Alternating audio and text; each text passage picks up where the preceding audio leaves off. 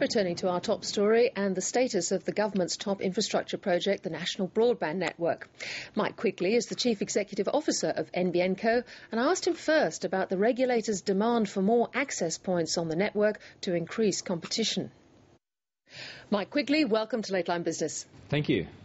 You've had to replan some of your second release sites thanks to being ordered to increase the number of points of interconnect. How has that affected your negotiations with Telstra and the likely cost of the NBN? Well, we're in the process of just replanning, as you would expect, the move from 14 points of interconnect, which was our assumptions earlier, to 121 points of interconnect at the request of the ACCC, has meant some replanning, obviously. What about the cost to NBN Co? That we're still working through. When we did our corporate plan, we had knowledge that there was going to be an increased number of points of interconnect, and so, of course, we try to factor that into the corporate plan that we provided to the government. It must have affected negotiations with Telstra, though, because Telstra itself has said some of these sites are not up to the task.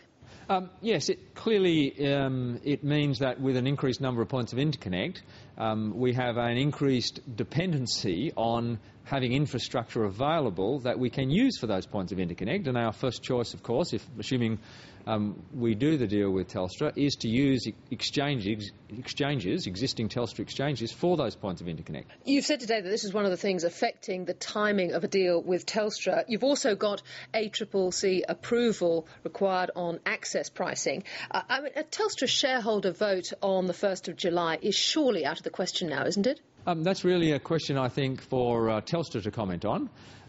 We can only work on, and we're doing so quite cooperatively with Telstra in trying to finalise the deal. But as I keep saying, it is a very complex deal. It's a lot of money, and we in NBN Co certainly feel a special responsibility to make sure, because this is public money, that we negotiate the best possible deal we can. Now, Telstra has been claiming that the NBN bill still has loopholes which allow scope creep for NBN Co to move into retail. Would you have a problem with a tightening of that legislation? The bills are really a matter for government. What I can tell you is in NBN Co, what we are planning and building the network for is to be a wholesale-only, open access, Layer 2 company. Telstra can argue that anyone can get a carrier licence under the draft at the moment, like a supermarket with a mobile network. We had always anticipated that we would be selling our services, our wholesale service, as a wholesaler to carriers or carriage service providers. I mean, that's the existing arrangements. That's what wholesale means. We last spoke before President Obama's decision to take America wireless. Telstra is now launching its long-term evolution mobile broadband standard. All of this raises the question, why is it that the NBN needs to cover quite so much of Australia? Yes, it's really quite simple. The only medium that can provide the sorts of capacities that are required, that are going to be required in the future, is we increasingly use video applications for things like health, education, high bandwidth, low latency video conferencing. Those types of applications is going to be fibre. And I think if people actually read what the CTO of Telstra has said repeatedly, we need both wireless and fibre technology. But if they both exist, why should the last 70, 80, 90% be built? Because that's where the cost is. Why should the taxpayer have to fund that?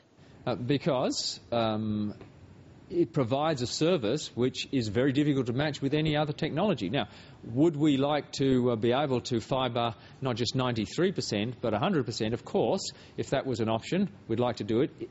Those last percentages do get very expensive, which is why we have to use fixed wireless or satellite service. So far we see a lot of vision of cables being put under the ground, but your corporate plan assumes that 1 in 4 households will have the cable in the air, just like the controversial HFC. Now, your plan also assumes legislation so that you won't need local council permission. It's still going to be quite political, isn't it?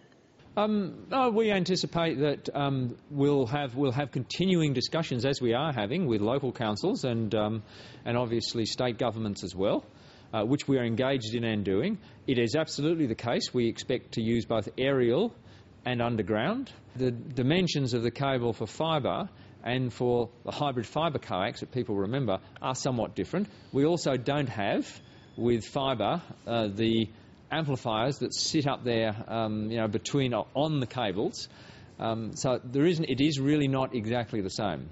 National security, and one of the companies said to be bidding for a big chunk of the build is Chinese giant Huawei. In fact, Malcolm Turnbull was tweeting that he was up there with them last week. Now, there are reported links with the Chinese military. Defence expert Des Ball has said Huawei was a high-order risk in terms of network vulnerability. Can you confirm they are a bidder, and should we be concerned? I really am not prepared to comment on any potential vendors or any potential things that could be open. As you know, we have a number of RFPs, requests for proposals that are open, and I'm really not, it's not appropriate for me, Tiggy, to comment on that. Do you look at network security at all, or do you leave that all to government? No, of course, we have to be concerned about network security, and of course the government, the agencies, as you would expect, are in discussions with us for such a piece of national infrastructure. It's important that we make sure it's secure and reliable. Lastly, on the skills shortage, Minister Conroy talked of creating 25,000 full-time jobs. That was before the rebuild required in Queensland. What will this do to the cost of wages, and have you warned the government? Yes, of course. We've had discussions with government.